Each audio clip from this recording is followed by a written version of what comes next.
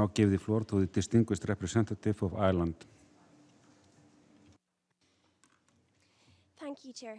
Paul and I will be addressing the committee in our personal capacity as youth delegates, representing the voices of Irish youth. There can be no doubt that this is a trying time for the international community. Multiple armed conflicts and political unrest are threatening not only international peace and security, but are undermining the rule of law and the protection of human rights globally. Belligerent voices that threaten large-scale loss of human life cannot be accepted. Young people want peace, and we have one clear message for the international community. Be brave. Be brave not in your rallying cry to war, but be brave in your commitment to peace. We also ask that you be brave and steadfast in your commitment to the protection of human rights for all. Conflict and persecution have forcibly displaced 22.5 million refugees, over half of whom are under the age of 18. States in direct contravention to customary international law have turned refugees away at their borders, indicative of the broader international backlash and curtailment of human rights we are now facing. Historical memory appears short. We cannot turn a blind eye to the dangerous rhetoric of populism. If we allow the denial of rights for certain groups in society, then we undermine the protection of human rights for us all. Where there is division and discrimination, there can never be peace.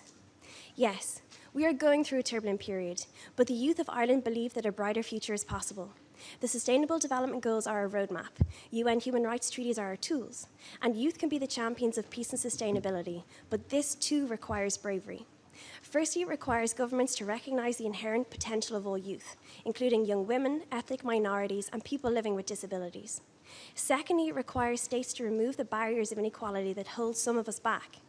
Within this, we ask that each state ensure that every young person receives quality, higher-level education that equips them with marketable skills.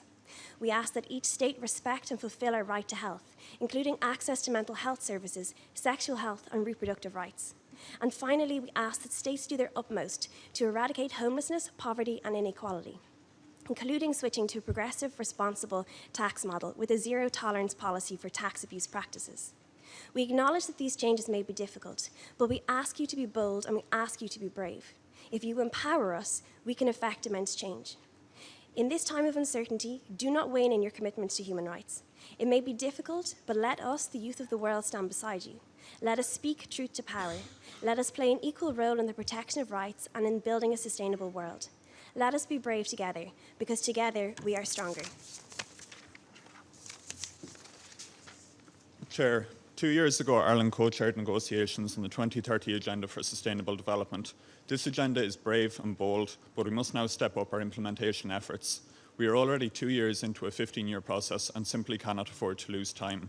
As a young person, it is my generation that stands to lose the most if the SDGs are not achieved. It is therefore crucial that young people play a central figure in the implementation, monitoring and review of this agenda. To do this, the UN and national governments must engage with young people and include them into decision-making procedures. Engaging with young people does not mean ticking a box, nor does it mean seizing a photo op.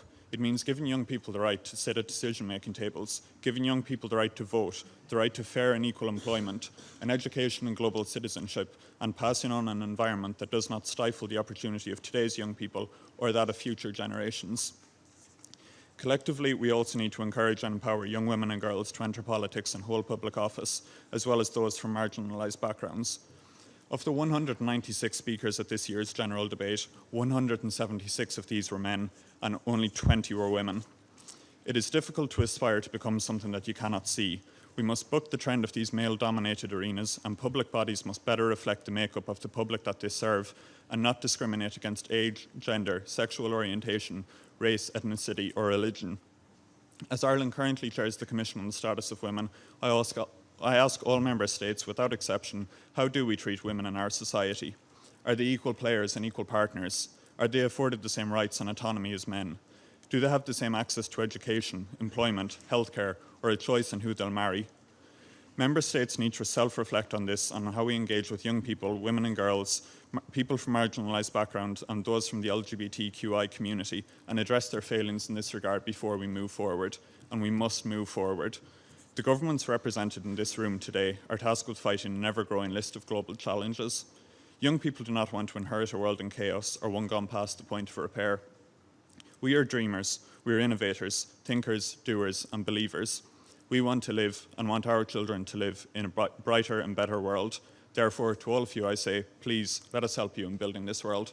Thank you, Chair.